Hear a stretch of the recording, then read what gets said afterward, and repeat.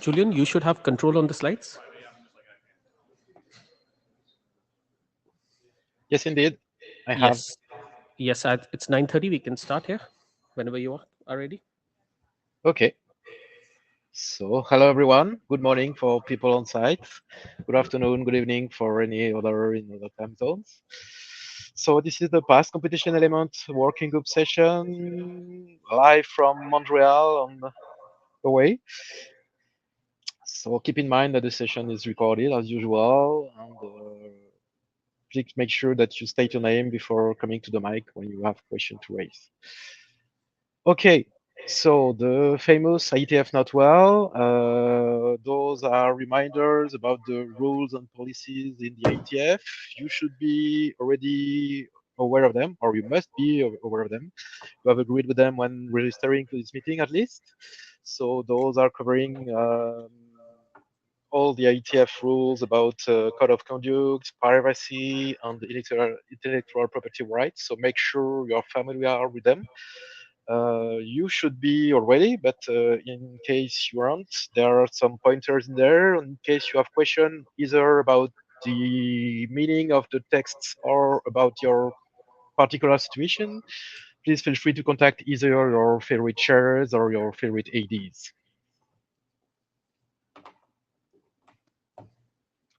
Okay, so as I was saying before, the meeting is mixed between local and people remote. So make sure you join the queues before you raise questions and before taking the floor.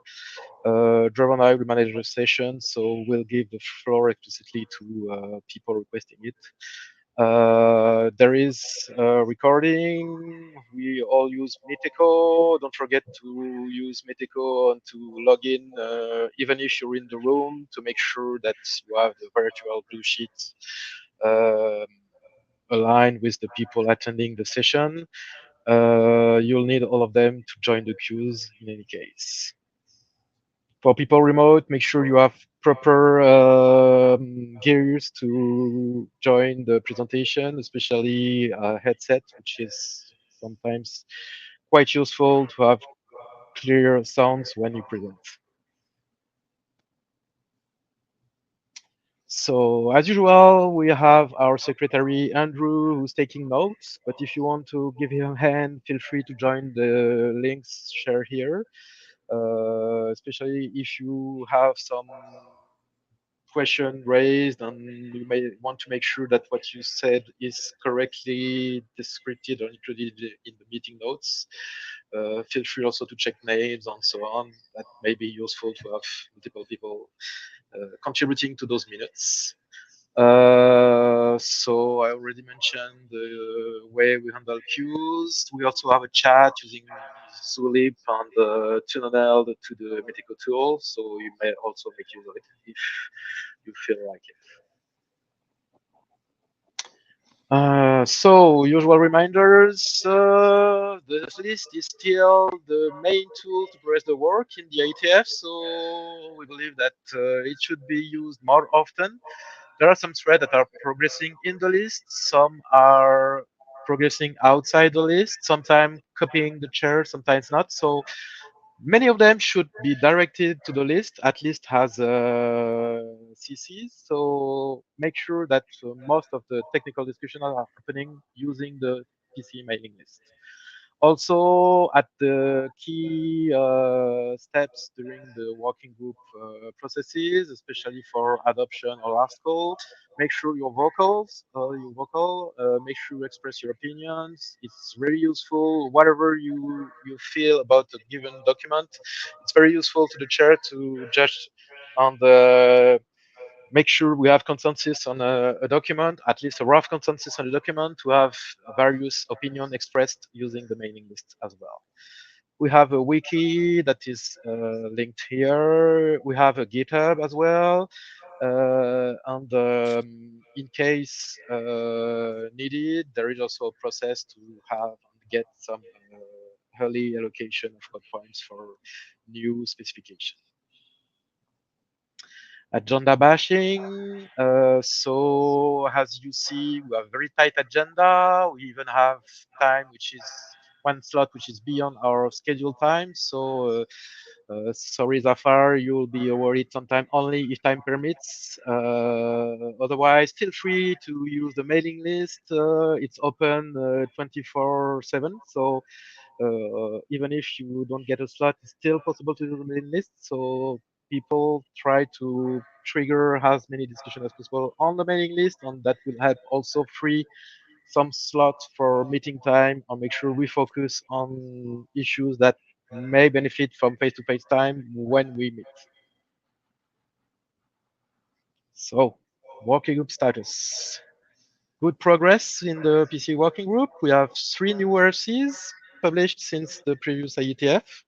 So at last, the PCEP young module, and also some extension of the PCEP protocol for segment routing policies and currents. 2 other documents are in RFC editor queue, which is a very great figure. One of them is related to the security within PCEP, and the other one with SID using PCEP. We have 4 drafts that are currently early IAM allocation. Some were renewed already multiple times, so those should progress maybe a bit faster as they used to do to make sure that we don't have to request some new extension of the early allocation. So maybe some prioritization should be considered on those documents, and we will work accordingly to make sure that we don't miss any renewal if necessary.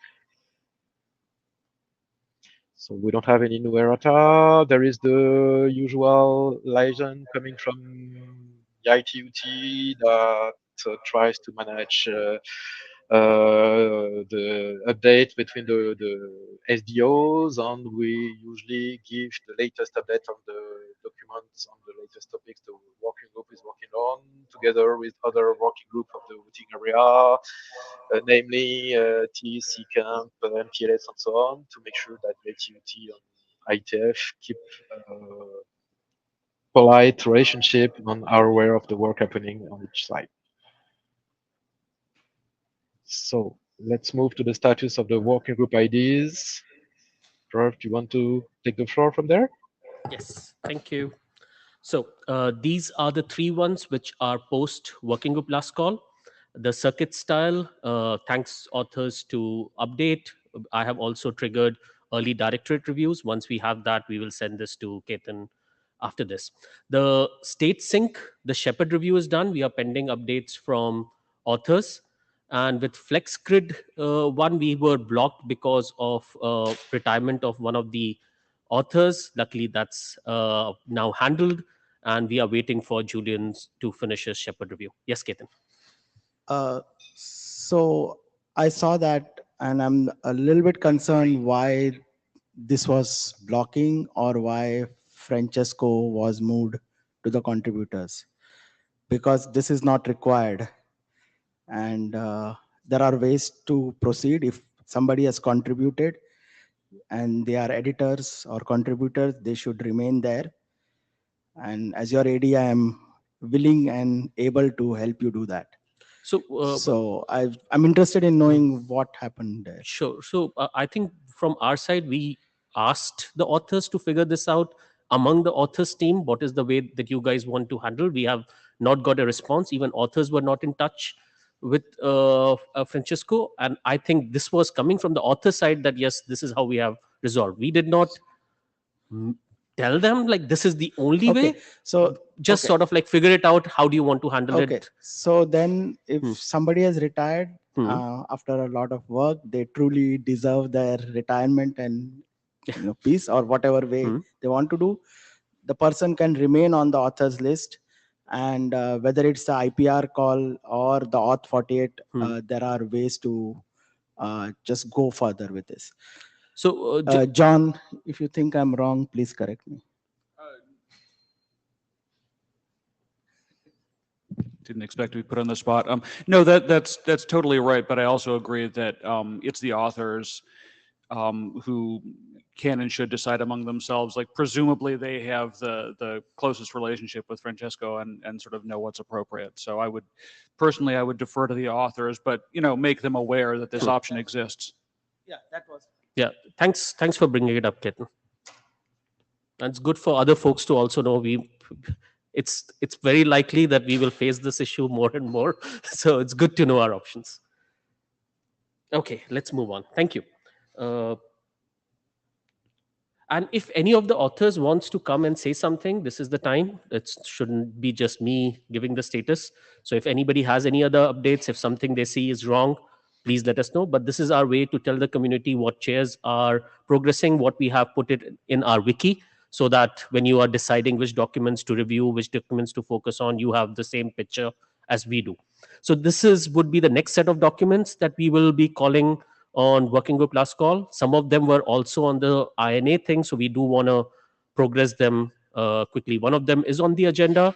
The other two are looking pretty stable and ready for working group last call. They are in our queue, so if anybody has concerns, now's the time to raise them. This is some of the rest of the document. As we know, we try to uh, uh, handle add implementation section and manageability section in all our documents. So we have highlighted that. One of them is also in the document. Rakesh, do you want to come and say something about the recent update that you have done to auto bandwidth? And while Rakesh is coming, I think entropy label position, this one looks pretty ready to us. And some of them are missing these sections. So whenever you do the next update, please let us know. Yeah, Rakesh. Rakesh Gandhi from Cisco Systems. So RFC 8733 is for it says MPLS-DE LSP auto bandwidth. And we have this draft auto bandwidth update that clarifies few things for 8733. So it updates some procedures. So another update that we did is to say that the LSP now also includes the SR LSP, which is SR MPLS and SR V6 LSP as well. So it would apply auto bandwidth procedure to SR as well. So my suggestion would be just post that in the list. Let's get some feedback, whether people agree with this, disagree with this, what this thing. Let's have some conversation on the list. Yeah, we'll do that. Thanks. Thanks. Okay, moving ahead, we have some more working group documents, which seems almost ready. Path segment is sort of has normative dependencies on Spring documents. So we are just waiting for those Spring documents to make progress, and then we will take this up. And PSAP-LS almost seems ready. So after this meeting, I think all of us, especially the chairs, will come and review the last call queue and adoption queue based on what happens during the meeting, and you will see those updates in our wiki as well. Changli, go ahead. Yeah, Chunli from Huawei. Yeah, right now we have a set of document of part segment, maybe like 6 or 7 documents, and I am trying to, how say, moving them forward. So the first one would be the Spring document. So I plan to address comment from Bruno after the meeting. Hopefully we can get that one done, and then we'll come back to here. Yeah, thank you. That's completely fine. Keep us updated. Remember about the INA code point thing. It's on the second renew, so timing is important. Okay. And we can, of course, progress documents together in coordination with Spring. So that's also worth considering. So reach out to us with what your plans are. Okay, thank you. No problem.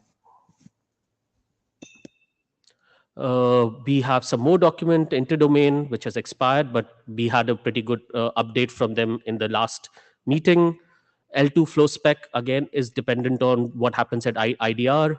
Path MTU, we are again dependent on what's happened at Spring. So some of these have dependencies.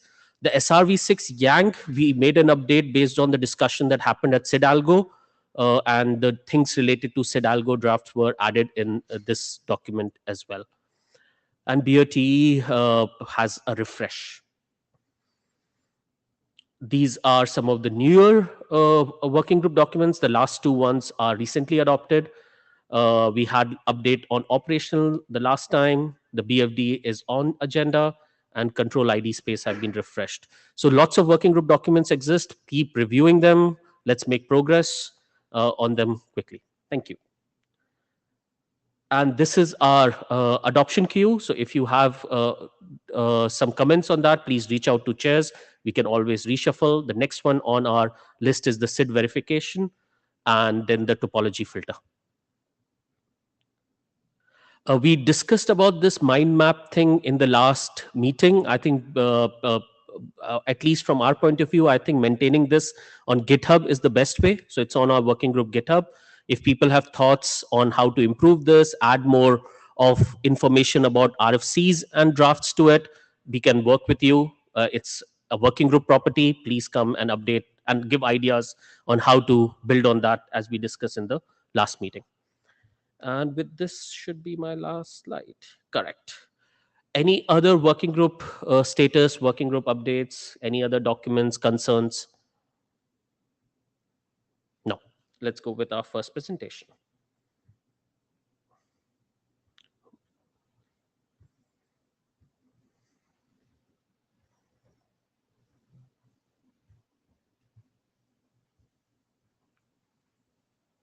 Thank you. All right, I just thought to give an update on the PCE as our point-to-multipoint policy, where we are. So with regard to some of the drafts that are incorporated for this type of technology, everybody knew that when it came to the replication segment in the spring, that was already RFC. There are another mother draft, which is the point-to-multipoint policy in the PIM working group, and that went through all the conversations. It's only in the editorial for becoming an RFC very soon. There were some great comments on this by ADs and by other folks. So one thing that we did that I just want to make sure everybody is aware, we tried to get the terminology in line on all the drafts. So in the point-to-multipoint policy, the point-to-multipoint policy ping, and also in the EVPN and in the PCEP draft, we aligned all the terminologies. That was some of the great comments that came through the point-to-multipoint policy review. And now they should be easier to digest and to read, just because all the terminology are now synced up. With the same token, the ping draft is also gone through all the comments, and it's in the queue for the final editorial adjustments. The EVPN, MVPN, I think there are some conversation ongoing with regard to that, but that should be almost done as well. So as you can see, we have a very good basis for this point-to-multipoint SR policy when it comes to the mother drafts. The next one is the PCEP one, the PCE one, which is in, I think we are waiting for the last call on that. And then there are two more drafts after that, which we're going to work on. One is the Yang, and one is the IDR, to try to program the PCC from a BGP perspective rather than PCEP. So the work is almost done. It took us, 5 years, 6 years to get there, but now we are almost at the end of the tunnel. So I already talked about this. I'm not going to go through it too much. If you look at the new draft, there were some changes in the name, well, not in the name, in the association of the people that were on the draft. There were some movements, like I think Dan went from Bell Canada to Cisco. So yeah, just make sure you follow that one. And other than that, we just change the terminology. You might look at the delta with the previous draft. You might see a lot of changes, but really there is not much change in the technology. It's just the terminology that we are changing to make sure that it's in line with the other drafts. And we added the implementation section, which really it's the Cisco implementation to the draft. So I think the draft is in a good place for the last call. That's all I had. Nothing else. Any questions, comments? Any feedback from anyone? It's if I remember correctly, this is second in our working group last call queue. Sure. So we will act on it. I think we already have a shepherd assigned. We can, in fact, do some early directorate call early, especially because it interacts with other working group. Routing and ops is the right set of folks, so we can do those things in parallel as well, just to get more reviews done. Yeah, Andrew. Yeah, Andrew Stone. Yeah, I just want to basically echo what Human said. The diff looks chaotic, but it really was just a structural change in grammar and sentences. And so we basically went back and forth and kind of just like worked that out. So the technology hasn't changed, the technicals hasn't changed. It's just formatting and structure. And Yeah, thanks so for doing that. just if people go read it, don't be too alarmed with that diff. So thanks. You stole the word out of my mind. Chaotic. That's a nice word. Right?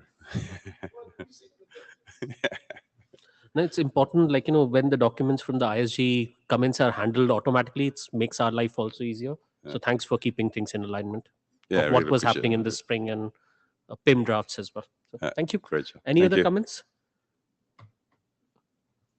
Thank you. Let's All right, move to thank the you. next one.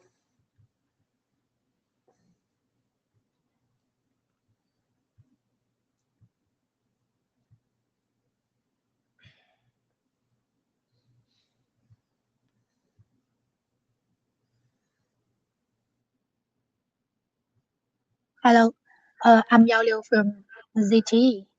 So this draft provides some considerations for SRv6 MSD limitation in PSAP.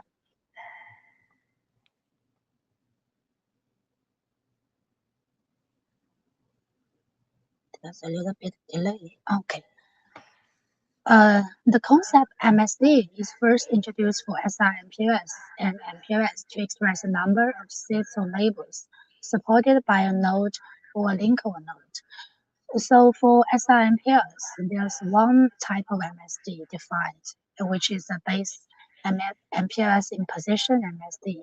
It indicates the maximum number of seeds that a node is capable of imposing on a packet.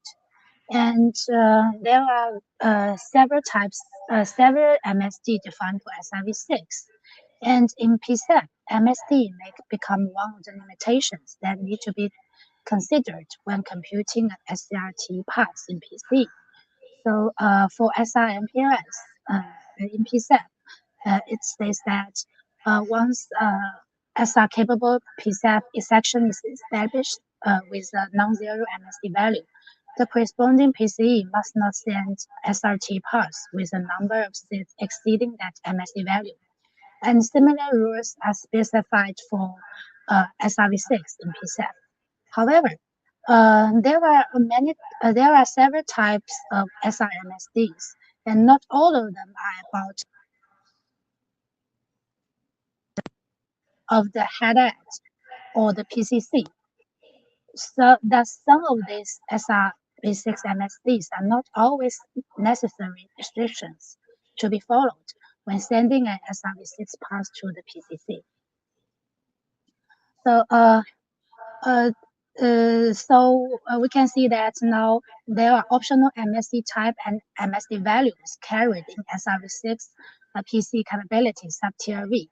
So the first type of MSD is a maximum and pop MSD, and it indicates the maximum number of seeds in the SRH to which the router can apply PSP or USP as the penultimate or ultimate endpoint. But this limitation does not normally apply for the header node, which acting as a PCC, unless the header node is the permanent or the ultimate node of the same seed list. And the second type of MSD is maximum ND MSD, and it indicates the maximum number of seeds present in an SRH when performing decapsulation. And this is normally related with seed behaviors like NDX6 or NDT4 and etc. So similarly, the header node of an SRv6 pass normally would not perform decapsulation. So the observation for these two types of MSD is that they are not a must limitation for PCE when sending the SRv6 pass to PCC, who is acting as a header node. And here, the third MSD is maximum edge in caps MSD, and it indicates the maximum number of seeds that can be added to the segment list of an SRH as a part of the edge in cap behavior. But when the reduced SRH mode is used, uh, uh, uh, the SRH, so when the head encapsulates the SRH, the SRH does not contain the first state of the SR policy. So actually, the PCE can send MSD plus 1 to PCC. So in fact, the limitation of maximum edge in cap MSD could be loosened when reduced SRH is used. And for the last type of MSD is the maximum segments left MSD, and it indicates the maximum value of the segments left field in SRH. And this limitation should be followed without any change.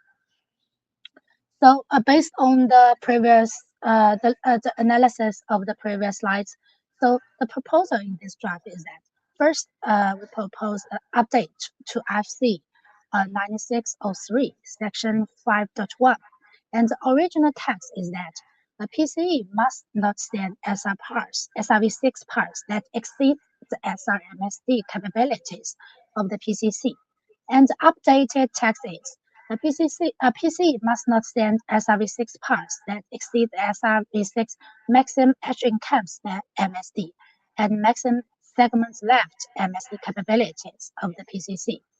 And there's also a new flag defined in the SRv6 PC capability subtier V. And this R flag is a reduced SRH for MSD consideration flag. So when both the PCE and PCC have advertised the support for the capability by citing the R flag in their SRv6 PC capability subtier V, it indicates that the reduced SRH is used. Then the PCE must not send SRT parts with a number of exceeding the maximum edge in camps MSD plus 1 value. So that's all. Welcome feedback and comments. Zafar? Hi, Zafar Ali, Cisco Systems. Yeah, so actually, this draft is the one that prompted me to ask for the extra 5 minutes session. So that's good. Thanks, Chair, for allowing that. There is an overlap the way this is being done for the SRv6 and the SRMPLS use case, where the first SID is the agency SID, which is the other draft addresses. So we had email conversation offline with the authors, and we said that let's collaborate on this one. So I think we will continue that. Okay, so just wait. Yeah, thanks, Zafar, for providing updates. It's always going to be better if we have a consolidated draft rather than doing it separately for SRv6 policy and then another one. So if there are a bunch of updates that needs to be made in MSD, it's better we do it together. Yeah, and one comment from my side would be, I'll just take back control so that I can move the slides. As I was mentioning in the chat as well, I think the proposed update we can discuss, is it good idea to actually mention the MSD type explicitly or make it the text a little bit more generic if there is needs to be an update, because there will be more types in the future. It's better to just say this in a generic way. And in fact, in one interpretation, it is not saying SRv6 MSD values, it's saying capabilities. So it has a little bit wiggle room already in the RFC 9603. But I think let's do this discussion on the mailing list and see what is the best way. It could be an update, it could be a clarification. We can figure it out what is the best way to make progress. Zafar, and if you have, Zafar or anybody else has thoughts, it will be good to hear that as well. I just have one comment, is that because the behavior, whether it is reduced, is known to PCE, and that's where the discussion needs to happen on the second part of So this. that I agree. Reduced part is more clear than the first one. Yeah. No, but I mean to say that, yeah, whether we need the R flag or not, that kind of discussion needs to happen. And we'll discuss that with authors offline. Andrew. Andrew Stone, okay, I like the idea of generically saying, oh, if your SID exhibits this kind of behavior or something, then we don't need to spell it out. But because especially with SRv6, there's so many types, I feel like it's very easy to overlook one or not even analyze the consequences of it. And so if you have two implementations and one of them is, remembers a certain type as a certain kind of behavior and another implementation doesn't, then it's just not going to work. So I think we will have to list out the SID types. Now, could we leave it open down the road for new types? Definitely. But for all known types, it's probably a good idea to do that analysis and actually have that table that says these are the ones that we know have this kind of behavior. That's my view. Thanks. Thanks for your input. Thank you. Thank you. Let's move to the next presentation. But please, let's have the discussion on the list on this, especially when you guys are thinking of merging documents. It's good to do that as well. Thank you. Let me get your slides.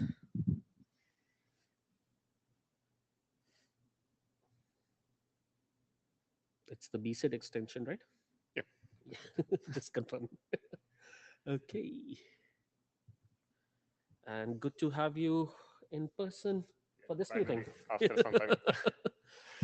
So hello, I'm Samuel Sidor from Cisco, and I'll be presenting the draft about the binding city extensions in PCEP on behalf of Outpost. So to summarize the existing behavior, there is RFC 9604, which is describing the binding seed in PCEP, which is covering multiple aspects, all the LSP types, PC initiated, PCC initiated, allocation of the binding seed on PCC side, allocation on the binding seed of PC side. What we are trying to cover in this draft are extensions specifically for allocation which is happening on PCC side when the PC is explicitly specified in the PC update or PC initiate message, and specifically the case where then binding seed is not available. So right now, what is specified in the existing RFC is that if the binding seed is not available, complete request or complete message must be rejected. We are trying to relax that condition and allow the creation of the LSP even if the binding seed is not available, because it can be temporary condition. So after some time, the conflict can be resolved, and after that, the LSP can go up again. That's first part. Second part is dynamic fallback, which is already defined in SR policy architecture RFC. And that's the behavior where which is allowing fallback to dynamically allocated binding seed if the one which was specified in the request is not available. That requires encoding of two binding seed values, one which was requested and one which is actually allocated. So what we are proposing in the draft are basically three new flags in the binding seed TLV. One, the D flag to allow creation of the LSP in downstate if that binding seed is not available. F flag to allow the fallback to dynamically allocated binding seed. Those two flags are mutually exclusive. And then the A flag, which is used in opposite direction, so from the PCC to PC to indicate which binding seed was allocated and which is the requested one. So there will be two instances of the TLV, and one will be used for the allocated and one for the requested binding seed. So from the recent changes point of view, we addressed some comments which we received during last presentation. Those were mostly related to the motivation, why we are adding, why we introduced the draft, why we are trying to change the behavior. We added some details about the error handling, so we introduced some new error codes, specifically for the mutually exclusive flags which are defined, and for the unsupported binding seeds behavior. So if somebody is trying to use the extension, even if it is not supported, even if the capability was not advertised. And there are some minor changes in few other sections. So for the next steps, any comments, any discussion is welcome. If there will be no blocking comments, we would like to ask for adoption. Andrew? Andrew Stonenukia, I just have a question. It's been a while since I've read it. So if you request a binding SID and the binding SIDs can't be allocated, and the PCC allocates its own one, it reports both binding SIDs. if the LSP goes down, is it going to continue to self-allocate, or is it permitted to use the one that was requested on the next time that it comes up? Even if the conflict is resolved, the binding seed can still change. So still the requested one is preferred. Sorry, say that last part again. The requested binding seed value is still preferred. So if Okay. the conflict is resolved later, it is still allowed to. Okay, to so I convert. could say, please allocate 100. PCC decides, no, I can't do that right now. It allocates 200. Sometime in the future, for whatever reason, 100 becomes available, and it can change over and say, here's 100 now. I'm now using 100. Yeah, Okay. exactly. Okay, thanks. Any other questions?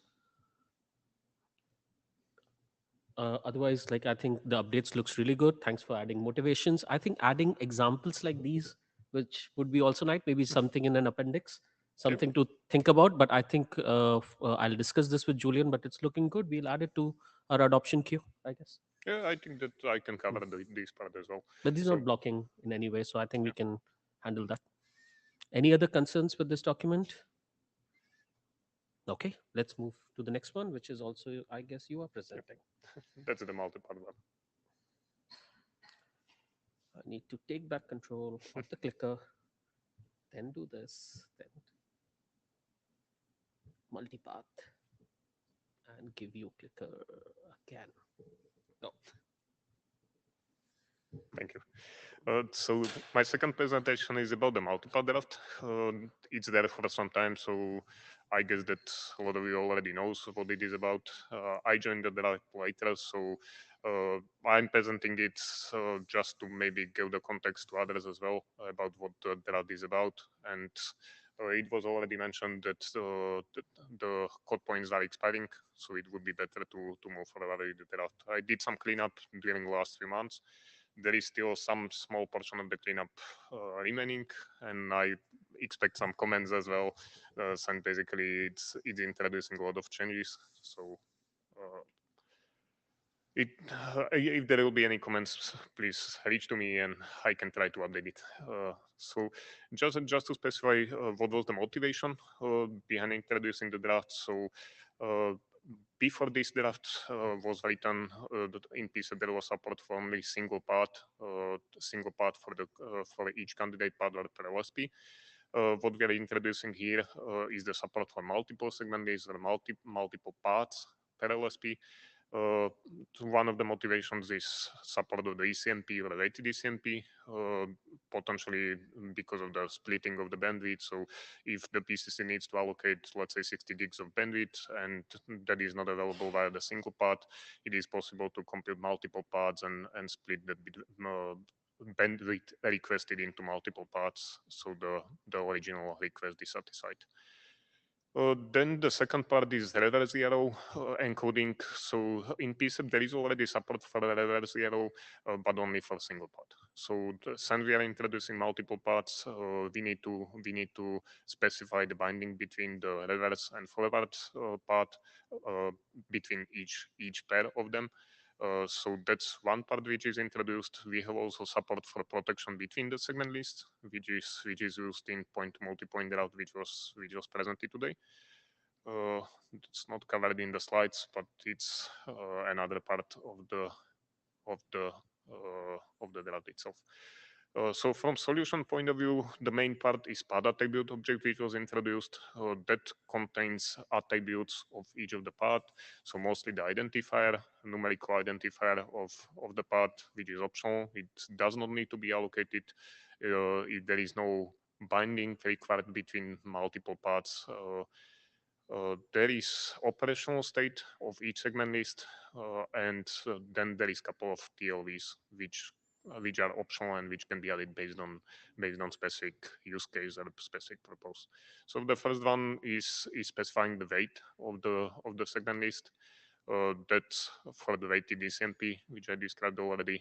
Then there is multi-part backup TLV.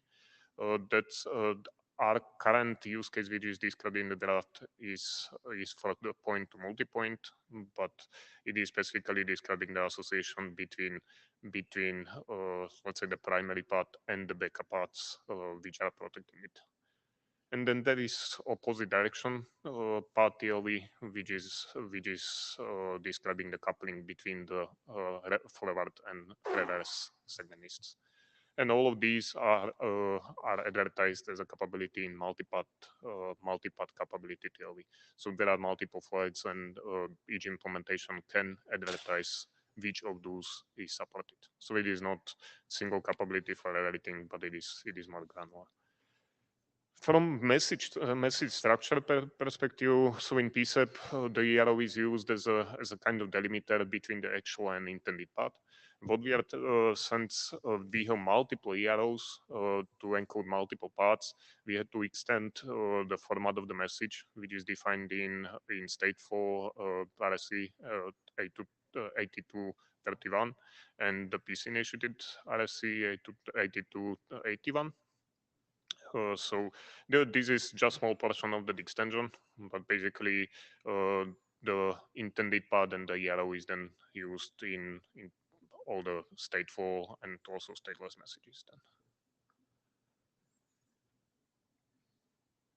So some example about how the single SR policy with single candidate path but multiple weighted segment list is encoded in PSEP.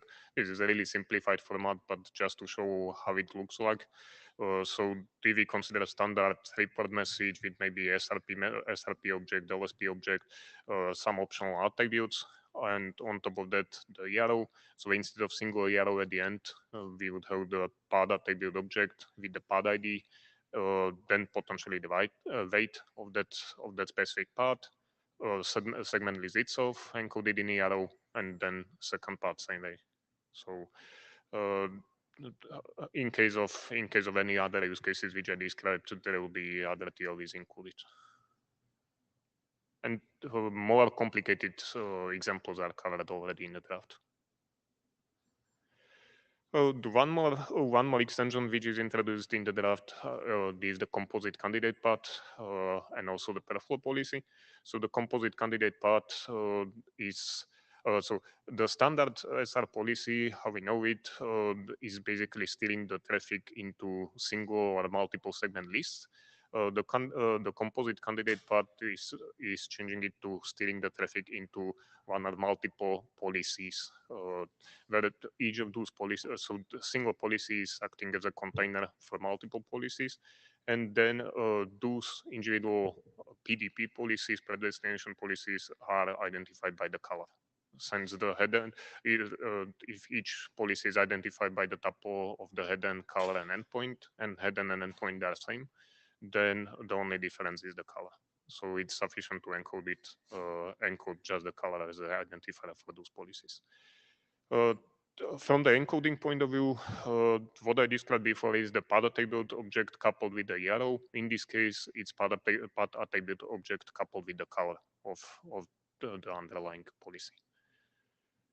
So from more specific use cases, the perflow candidate path, so the one which is building on the concept of the composite candidate paths. In that case, we introduce multipath forward class TLV, which is encoding the forward class. Forward class as number from 0 to 7, and basically there can be policy specified for each forward class. So moving further,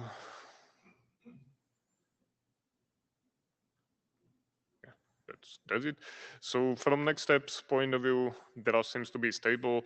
As I mentioned, I'm still doing some cleanup. So any comments would be really appreciated. So any comments, any feedback, it would be good to close on the draft and to make sure that there will be no major changes coming in some later phase. So right now there is 9 co-authors assigned to the draft, so we need to reduce it. That's one remaining part which is still pending. Any comments? One thing which I want to make sure that we have sort of agreed on, there was in the past when this was presented, I think Mike presented it, there was this comment that this is going beyond SR policy architecture, especially with respect to adding the backup and the the opposite direction thing. So the argument was at that time, these are very common in PSAP. PSAP has association for this. We have always done it. It's okay to include it, but at the same time, SR policy doesn't mention it. So I want to know from the group, like, what is our conclusion? Are we all okay that yes, it's okay to go ahead? And if we get any pushback, this will be our response, and we should all agree on it, have consensus on it, that that's the right thing to do. And if we don't, there is always a case that we can keep those extensions out, and in some case maybe discuss those in spring as well, that these are the right things to do, and get some feedback there as well. So again, this is a good time for us to have discussion. We have some time, and we already have Ketan in the queue. Yeah, Ketan Taravlikar as working group participant, because those comments were made by me uh, probably a year ago. Specifically, my concern was only about the segment list being used as an active and backup thing. That is, it's not that it's not covered by the SR policy architecture, but it's actually a kind of a violation, because segment lists are made for weighted load balancing and not like an active backup. So the active backup comes like at the candidate path level. So that was the very specific narrow aspect. Of course, uh, the LSPs can be used as a multipath, can be used as a backup in some other context. So if that's the case for something other than SR policy, just clarify that. That was all. I'm hoping Andrew is going to clarify that. And Yeah, so the backup SID list, basically, to be able to signal this SID list backs up another SID list is not actually from the unicast SR policy. It's for the point to multipoint. That's what actually triggered off that discussion. And in the point to multipoint, one of the drafts, either it's in PIM or it's in Spring, basically discusses that you don't actually really need an IGP to actually have a backup SID list. You can basically do hop by hop and then configure a backup SID list to protect an outgoing for the replication segment. And one of the drafts that basically discusses this idea of a backup for a SID list. So I mean, I've got them in here as well. We could talk about it, but the original intention in the draft was actually for the point to multipoint. It is even mentioned in the draft explicitly. There is a pointer. I'm just maybe yeah, human. I just did that review. I'm trying to remember if this was covered. That segment list, is it there in the P2MP policy? Yeah, And the backup thing. yeah, so in the that's point to Human. oh, sorry. Introduce yourself Yeah, before. Human Nokia. So in the point to multipoint policy, there is a backup uh, for every single seed that is downloaded. You can have a backup for it. So, and maybe I guess the only thing, it's been a while since I read the intro. The multipath, obviously, it's very SR policy oriented, but it's actually just a generic PCEP draft to basically give capabilities to PCEP that's not just for unicast SR policy, and covers obviously point to multipoint as well. I don't know how else to make that clear in the document. If we want to have a sentence in there, I think it might already be there. Currently, I've opened it up. It Yeah. says this functionality is not part of SR policy architecture, but Yeah. it's something optional that may be implemented for certain specialized use cases. And one such use case is P2MP SR policy. Yeah. So why I wanted to highlight was I want to know there is consensus that yes, this is the right approach. And if that handles the concern, then we can move forward. Otherwise, Yeah, if it explicitly said we're doing this for the unicast, it'd be like, yeah, nobody said you should do this in the unicast, but in the point to multipoint, but you don't bar it also. true. So yeah, so I think that's the question of, is it generic? Somebody could go write a Spring draft that says you can do this for unicast, but yeah, the draft isn't barring it. So unless we get But a sentence that Ketan's bars it. point of violating the architecture is very important there. Yeah, so I think right now the way things stands, it's for weighted load balancing, not for active backup. So, but again, I don't want to Maybe even bike shed. alternative. If we want to explicitly call it out and say the unicast policy says you can't do this, I mean, we can always add that sentence. And of course, if something changes in spring, we'll update it. But as of now, it should not be allowed. I think that's a good way for us to maybe move forward. Yeah, we can explicitly mention as well that it is really specific for a point multipoint that should be completely fine. That's the only use case which is anyway described in the multipath router zone. And the other thing is we don't want to create, at least we were trying to at some point, not create a whole bunch of circular interdependencies where it's like this describes references to unicast and point to multipoint, but then those documents rely on this one and you've got this Makes sense. circular pattern. But yeah, I think it's probably harmless to have that sentence in there. And Zafar is in the queue. And while Zafar is coming, do folks have any updates, any thoughts on the opposite direction one? Because that's also something not actually mentioned, but we do co-routed things quite often. But I want to just flag it that these are the things where we are deviating. So extra review, extra comment, extra eyes. Yeah, Zafar. Yeah, just a question. Why the P2MP cannot have the same way the P2P has, that different, the active backup happens on candidate path level. Candidate path will just have one seed list, and that's it. So the design in the point to multipoint with the replication segment was that basically throughout the multicast tree, you can go hop by hop by hop. And there was a use case that called for not relying on an underlying IGP to actually encode and carry all those SIDs. Because if you have two adjacent nodes and you're configuring an outgoing replication segment, you're configuring an outgoing SID list. That SID list, all it really needs to contain is the next ingress replication segment ID, right? Because they're adjacent. And then of course the interface. So there was basically patterns that says, well, if you don't have an underlying IGP, but you're still doing source-based multicast, you want to protect that outgoing interface. Well, if there's no IGP, you don't have TLFA. So what you can do is you can actually encode another path, right? A backup path or backup interface by encoding another segment list. And then you've got to tie these two segment lists together. So that was the intention of that.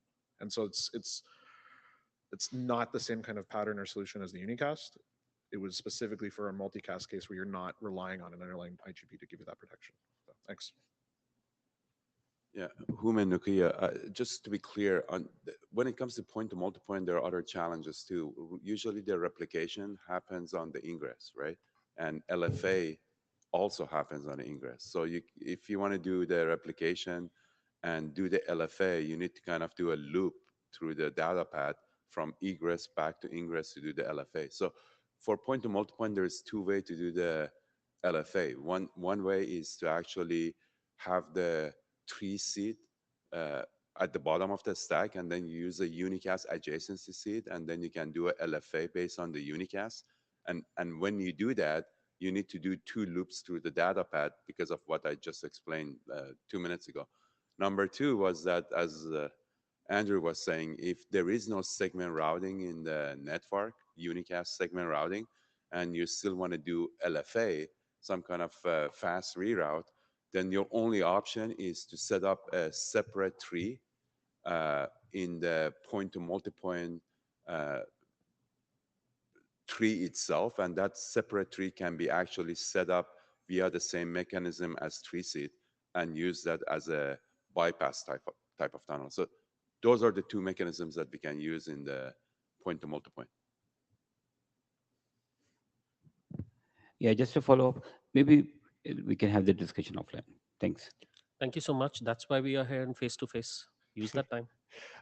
Drew, you had also comment about that opposite direction theory. So for that one, what we are describing is the use case are circle style policies. So we are pointing to that one. So it is there is reference to Spring document as Yeah, well. that makes sense. Thank you so much. Yeah, thank you.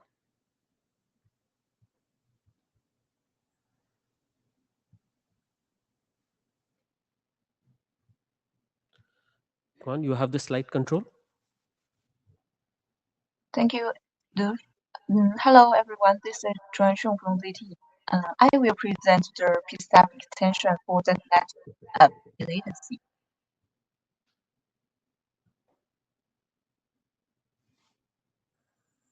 Yeah. So this is the updates from NAS solutions. This has been presented at IETF 114, 116, 119, 121. And thank you for the comments from Duv, Andrew, and Hello. The new updates from version 5, we revised the deterministic latency metadata encoding to align with the data plane taxonomy, we also revised the metric name from jitter to variation, and three metric types, not to align with the C8 we added deterministic path computation and the calculation process. We added derivation and the clarification for the deterministic path DPRO subobject. We also added the clarification and the encoding example for the operations of DPRO and DPRO.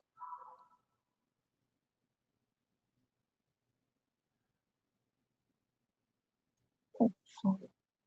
So first, the first PSEC extension is the metric object. In this new version, we proposed three metrics type.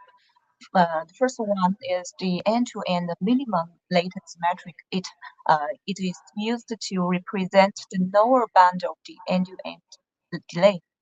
Second one is the end-to-end maximum latency metric.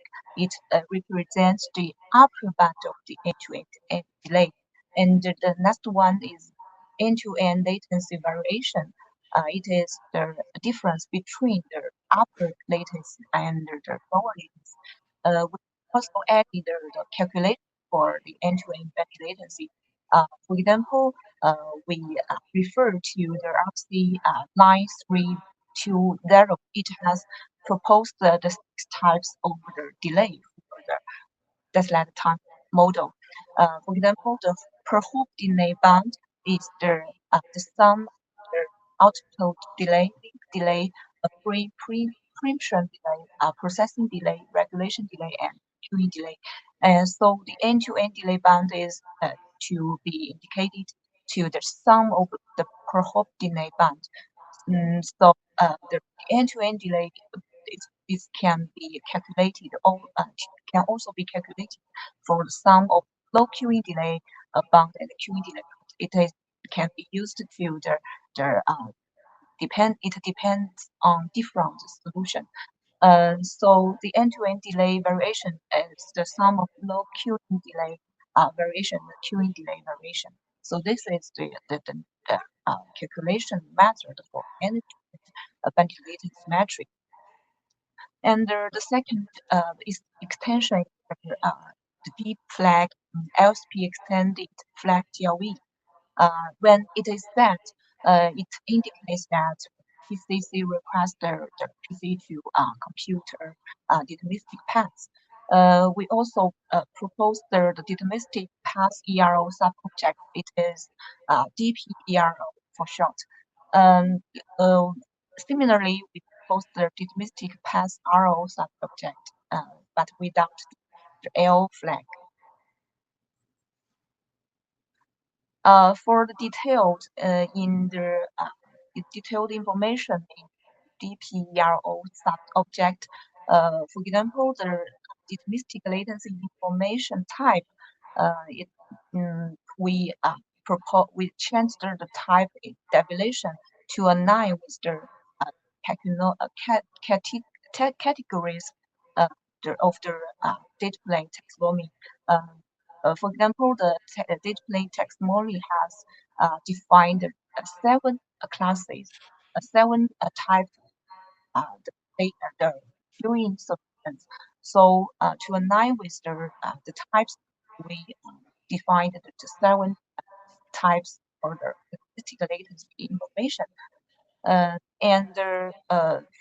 We also propose the deterministic latency information for these seven types. For example, the first one is wide banded. It will carry the maximum bound.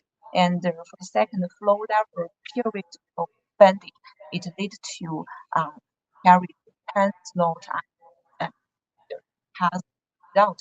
And there's the third one is a class level periodical banded. It will carry the cycle ID, and for flow level long periodic banded, it will be carry the maximum time bound and minimum time bound.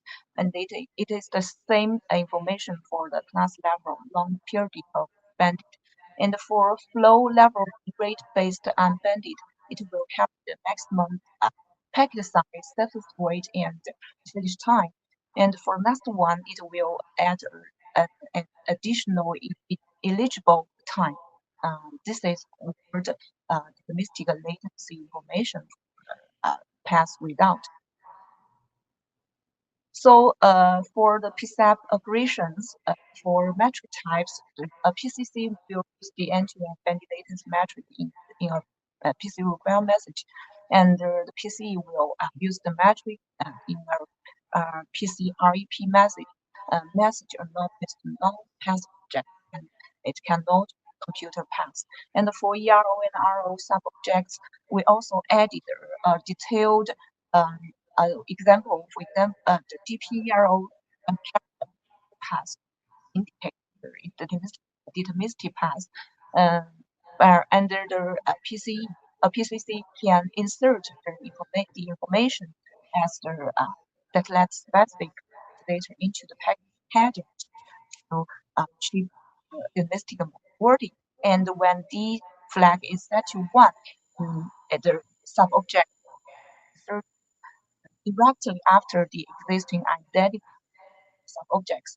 For example, if we have the deterministic path from A to B to C, it will carry sub-objects, for example, the EROA to the DP-EROA and to DP to the EROB and to DP-EROB and EROC and then the DP EROC. This is the encoding example.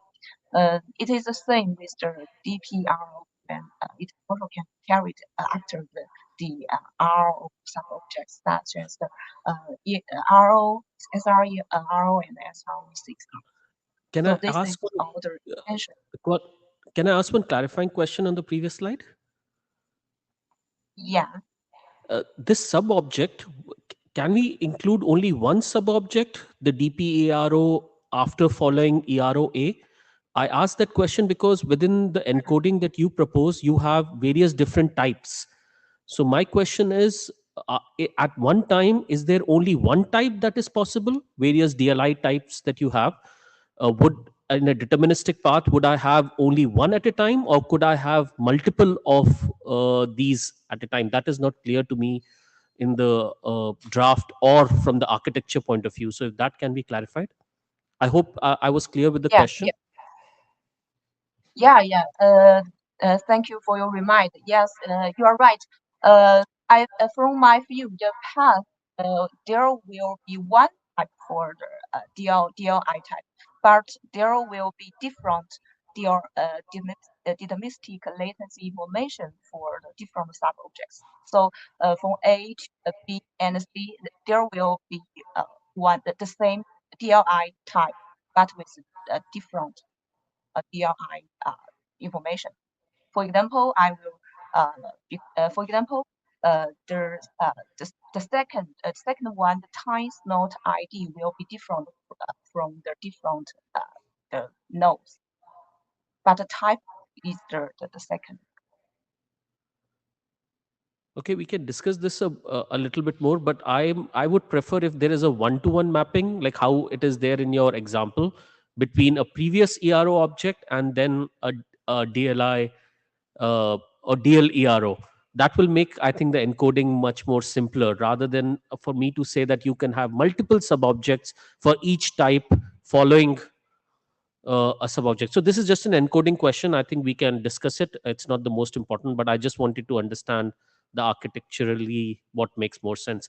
What is the status of this work in DetNet? Is everything ready? Are we, like, of course we will check with DetNet chair, but have you presented this in DetNet? Is the idea that you are proposing make sense there? Yeah, we have the reference. We refer to the data play taxonomy. It proposes 7 types for the category queuing of the queuing solutions, but the information has not reached the consensus from my view. So just the 7 types, but no specific metadata. Janos? Hi everyone, thank you for the presentation. This was not recently presented to the .NET Working Group, and there is no .NET Working Group consensus behind this, so this is still an individual contribution. The taxonomy document is a working group document. We take it as a facilitator to select the queuing solutions, and we are hopefully now getting towards adoption of the individual draft some queuing solutions. So hopefully we are making progress on that end. And another new work on the horizon that might be of interest is there was an individual contribution presented this IETF on the Monday about multi-domain .NET, actually a PCE based multi-domain .NET, what we see on the horizon.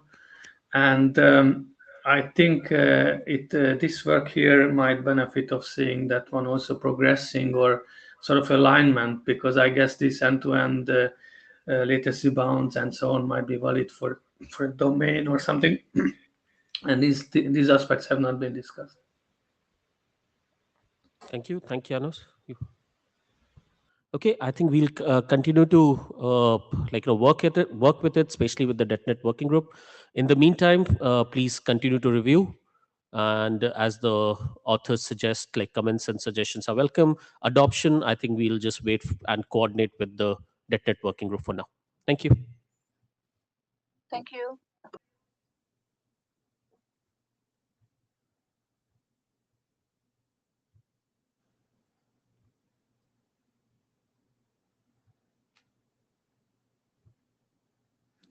And let me give you the.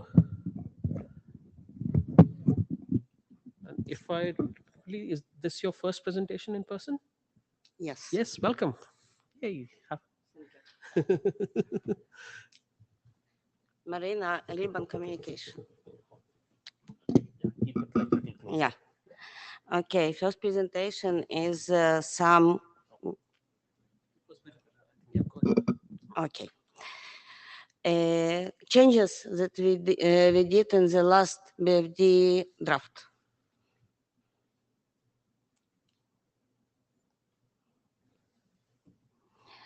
Okay. First of all, we fixed error in multiplier range values. It's obviously. We add a traffic type bit string for SBFD capability TLV, because first of all, we define that this SBFD can be used and supported, but we want to specify for which traffic type. Not always for all traffic types supported by some PCE. And last on this slide, discriminator is defined as optional TLV, but discriminator is must if SBFD is enabled. And other parameters can have default values, but discriminator must be defined. And because of this, we added new error. Discriminator is missed if SBFD is enabled. Future changes, some cosmetical changes to add picture, figures, titles, add new errors.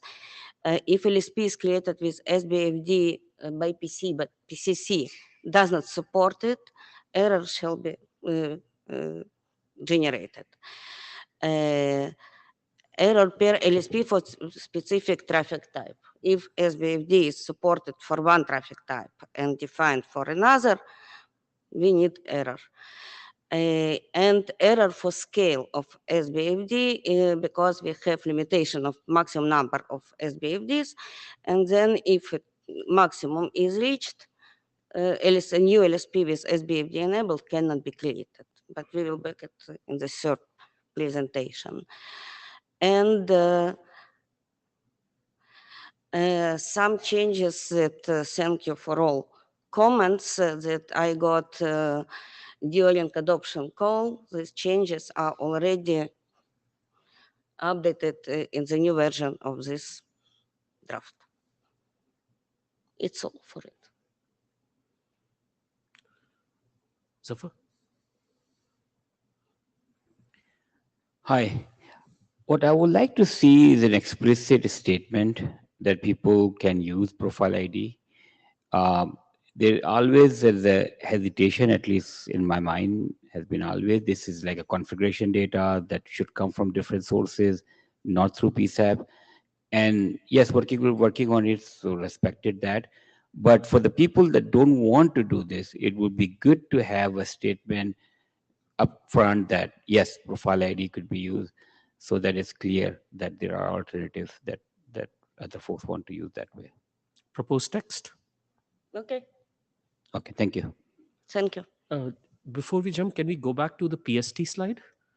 I wanted to get this confirmation from the group as well, that do we think that per PST, PST, okay, yeah, the first one, yes. adding this like in the capability negotiation, telling that I support BFD for RSVPT separately, SR separately, SRv6 separately, is that something that you guys do within your systems already? Is this useful? Is it not useful? I think that will be a good feedback to provide to. This is a working group document, so I'm unsure about it, so I want to know what's the. There's no harm in being extra explicit, but is this useful? What, how would we do it? If anybody has any thoughts, and okay to share, otherwise come to the mailing list. Anyone? Zafar is coming, go ahead. I'm always for keeping it simple. Hmm. So not too many bells and whistles. And operator know these things when they deploy. It's not that is not known what is supported and how and different things are supported for what they're enabling it. So I would say keep it simple. I'm unsure. I mean, I would say keep it simple. Keep it simple. So Yeah. keep it. Remove PSTs or keep PSTs. What is your simple for you? For simple for me is that yes, I don't need a different indicator Okay. for Okay. SRv6 and an indicator for SRMPLS, a different for RSVPT. What I wanted to add that this real situation that in our implementation we support it for SRT, but we don't support it for RSVPT. Yeah, what I'm saying is that you don't need to have all of these things in your signaling. The operator that deploy know that what do you support, what box support is not at random, right? You're not discovering thing on the fly. I think Andrew, go ahead. Andrew Stanokia, I don't have a comment on this per Yeah, se. yeah, I go don't ahead. have opinion on it. Just so far for the operator knowing things, I agree with you in general, right? We've all got our features specified. They're only going to buy and deploy what's used, but some of these details on a per node basis can become significant as PCE is used more for autonomous functions, and especially if you have a mixed node network, and especially in this, if it's PC init, you might be instantiating LSPs in the network on nodes scattered throughout, and there's no human involved. And so to be able to configure certain things, for example, as an operator, I may want to go and say, look, I want to deploy PCNet binding SIDs based on some rules in the system, on some algorithms. I don't want to drop the other acronym in here for the sake of it, but autonomous behavior, self-driven behavior. They want BFD where it's possible, and they want to configure with these parameters. Well, if we go to a node and we can't configure with those parameters, maybe we should exclude that node from our solution, or maybe we don't want to error out if we try to send these things down. So I agree with you in general that everybody knows the capabilities of the boxes when they deploy, but not necessarily the makeup of the topology. And when PCE does its thing, if it doesn't have that information, then you can start running into trouble. So I just want to throw that out there to keep that in mind. Thanks. And please quickly, we are otherwise running. Okay, it's fine. I discuss offline. Thank you.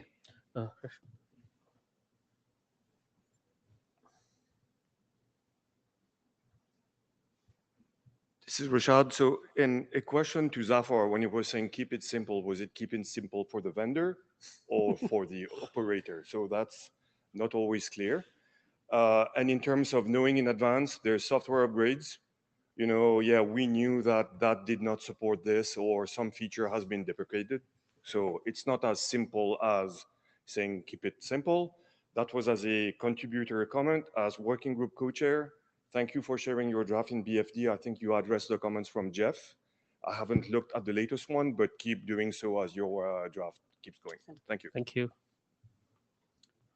Yeah, I just came back because there was another comment on the same thing. So I see it like you do it for configuration, but we can discuss more offline. Right. So Yeah, let's move to the next presentation. That's again, Yes. The Marina. next presentation is the new draft that I published a week before this meeting about the problem of PC redundancy. Let's see some simple example. We have single PCC, two PCs. PC1 has an active session. Stable can initiate LSPs. PC2 can have session active, standby, not connected at this moment, does not matter. PC1 initiated LSPs, and after that session is terminated, doesn't matter what is the reason. PCC starts to run two timers, delegation and state timers. Once delegation timer is expired, all LSPs created by PC1 will be put as orphan. After that timer is expired, all these orphan LSPs will be deleted.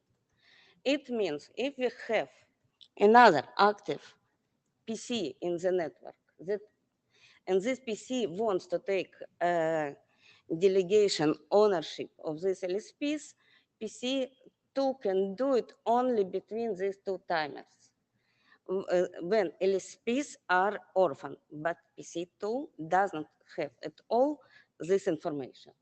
This is a problem description that we are trying to solve. And now, I don't know if you can see it, sorry for it. I tried to illustration of our suggestion of solution. We want to add information inside of per LSP about delegation and address of delegation to which PC that shall be sent by PCC to active session. This way, all PCs will know all information that this LSP is initiated by PC number one and delegated to PC number one. Once session is terminated and PCC will run timers after delegation timer is expired, PCC shall send PC native new type of notification message that delegation with PC address is expired, something like this. And this will be trigger for PC2 to take possibility to take delegation of all orphan PCs, LSPs that were delegated to this PC with expired time. If you will see it, I will back to the second, it's another little bit another scenario, but the solution is the same. Marina, can I make a suggestion? I think instead of focusing too much on the solution aspect, at this time, let's focus on getting feedback that people agree that this is a problem or not. Then we can think about what is the best way to encode and what is the best notification to send. But at this moment of time, let's get more feedback on folks whether they feel that this is a problem that they are facing, it's solving. Because let's go back to the slides as well, something that I posted. The idea. Yes. With any options that we thought about it, and each option has is problematic. Yeah, so let's come to the solution second. Let's focus. We can stop now and see people's get feedback on, is this a problem that they face? Is the existing RFCs? We have things about redelegation timer. We have state synchronization between PCEs that also exists. That's a draft that we have. We have a mechanism of a PCE asking for control, which is, I think, RFC 8741. Are those existing mechanisms not enough? What's missing? And then we can worry about the solution aspects that you have proposal. It's so okay. Anybody has any feedback? Has anybody read the draft? No? We have at least Samuel who has responded on the list as well. So let's get your feedback. Yeah, so I can say, at least from my perspective, what is my experience is that the PC initiated redelegation is a problematic area from interoperability perspective. That basically each vendor implemented it in slightly different way, and there are issues from interoperability perspective. So some improvement in that area, I completely agree that basically some improvement is useful. There are possible ways to solve it via, let's say, state sync channel, via some existing synchronization channels between PCs, but those are also not simple solutions. So I personally consider it as a useful draft from my point of view. I mean, whether the encoding is ideal or whether there are some possible improvements, that's other thing. But at least from idea perspective, I consider it as useful. Okay, thank you. That's very good feedback. Anyone else? From my point of view, I think it would be good to actually explain the problem first. And I think let's step back. I think you have anyway a good feedback coming from Samuel as well. Trying to explain the scenario exactly in which we have an issue, which you do in some cases, especially with the pact when we say that we don't have a session. But the question that comes in, what if there was a PC state synchronization or other mechanism that already exist? Why are they not sufficient to solve this Because, problem? That would be very useful.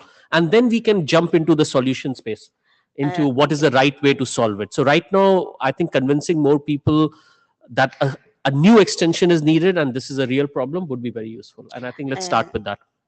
Where we have additional problem that, let's say, LSP created by PC1 is updated to PC2 as well, but without delegation information. So that's a very good input. So Yes, idea of yes, like, just in the state sync draft, it's still draft hasn't left the working group. If we want to solve this somewhere within that, we can always do that. It's an option. So let's keep discussing this. It will not solve all problems. Yes. It will add this information and this first part of my solution. But in addition, PC2 shall know when this LSP is orphan, and PC2 can take delegation, ownership, let's say. This is two parts. Yes, I understand. And the question is whether in your solution, you believe that the PCC needs to send a notification for that, which I feel like the state sync draft can handle it, because there you have the synchronization information. You would know some information, not all. But whether I need to do it via notification, I'm not 100% sure. But yes, that's what I'm saying. Instead of jumping to solution, I think let's first focus on, yes, this is a problem worth solving. Yeah, go ahead, Andrew. Just a question. I apologize. I skimmed the draft before and I didn't go in through detail, but just looking at this. So after it becomes orphan, is there any, it seems like you're going away of making PC2 ask to receive delegation. Is there any reason why you wouldn't just have the PCC give delegation to the PC2 when it becomes orphan? Which already is part of the standard RFC. Yes, I agree. And if you have two PCs active, 3 PCs. You pick one. Yeah, it's a local decision. Yeah, so, PCCs. So generally, you'd have some kind of preferencing. Like Yes. like we got PC1, PC2, PC3, and you essentially pick the next one in order. Yes, it's possible to use preferences. Which is there in the state sync draft. Yeah, so I guess I think that's just what I'm missing is. That's what I wrote here. PCC can some way delegate LSPs initiated by PCC, or PC can take it. I agree. I can tell you, like, our implementation, for example, when it goes stale, if it has a a lower preference PC and that PC is in a state connected, it could just delegate, here you go. And so I'm not against this. Like I said, I haven't driven into details. I guess I'm just wondering where the concern would be about giving delegation to your backup PC after you become an orphan. I see this solution more simple and more straightforward. So let's discuss this. Let's use our time to Could you not, if there is PC3, PC4, would they not fight who's going to take delegation in that case? Yeah, if you send a notification. So Yeah. yeah, it's lots So of anyways, things to there's- discuss. yeah, thanks. Samuel, quickly, and we still have 2 presentations. Yes. I just wanted to say that I know that from various implementations that some of them are doing the delegation by itself, some of them are not doing that. So if you are implementing PCE, then you cannot rely on, let's say, the automatic delegation. So that's the problem which PCE needs to solve then. Thank you. Let's move to your next presentation. Thank you. Thank you.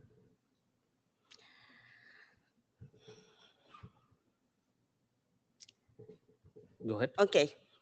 LSP creation in case of some validation failure. This idea of this document came about after your presentation in the last IETF with Samuel Sider with definition of D bit that LSP, if binding SID cannot be allocated, this LSP can be established, but in downstate. I thought that this case may be useful for another use cases, another validations, actions, whatever, and to do it more generic. That we have such, let's move to, this is example, we will back to it. New flag and stateful PC capability. Down capability, if set, it means that indicates that PCEP capable and PCEP peers. And PCC can establish in case specific cases establish LSP, even this LSP did not pass some validation in up or down state. Okay, here we discussed with Samuel about do we need bit string? The same question as it was in the first presentation. For now, I thought about 3 examples.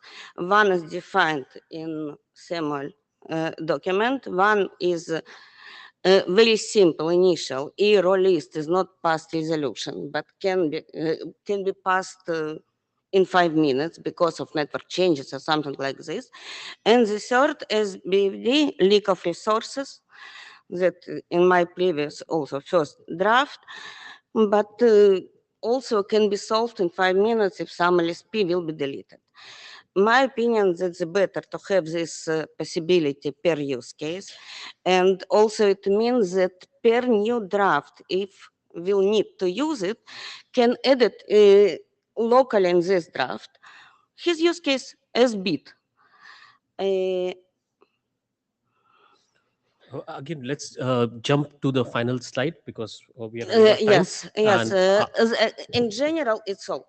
This is the main issue that it can be applied only if problem can be resolved by the network. Let's say. so, folks, please provide feedback whether you find this thing useful, whether something generic like this is needed or not.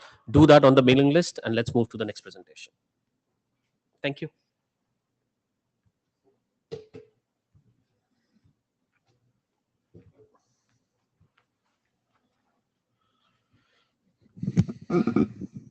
Hello everyone, this is Luis from Telefonica. I will go directly to the summary slide. So basically, well, we have presented this draft. It's about precision metrics, has been presented several times here in PCE, and we have presented in this occasion also to TIS. We have received very interesting comments from Rashad and Amal on that, so we will consider for the next version. For this version, basically, we introduced changes according to the suggestion from your group about considering how to calculate or select the path based on precision metrics. So we have added as well an appendix describing ways in which how to build the histogram, considering different metrics, additive metrics, multiplicative metrics, and so. So essentially, next steps is to address the comments from this, also the ones that we could receive here today. And we feel that the draft has been received well in the different communities. IPPN, that was the one originating the definition of precision metrics, then Net and TIS, that are the ones defining services that are described according to SLOs. So yeah, very next step will be to ask for adoption if it's stable. Rakesh, quickly. 1 minute. Rakesh Gandhi from Cisco Systems. I'm just repeating the comments that gave in the TEAS working group. Basically, if draft can explain how to use the metric for path computation, I think Amal had some ideas and we discussed this. So I think it will be useful to do the how to do path computation. Sure. Thanks. And we acknowledge the good comments received, so we will address them. Yeah. Thank you. And thanks, everyone. And sorry, Zafar. Please use the list. And I think you got your comment in, so that's the main thing. Please work with the authors and bring us to your like combined draft. And see you in Shenzhen. Bye. Thank Julian. you. Bye. Bye bye. See you in Shenzhen. Welcome. Yes, Jack. Bye bye.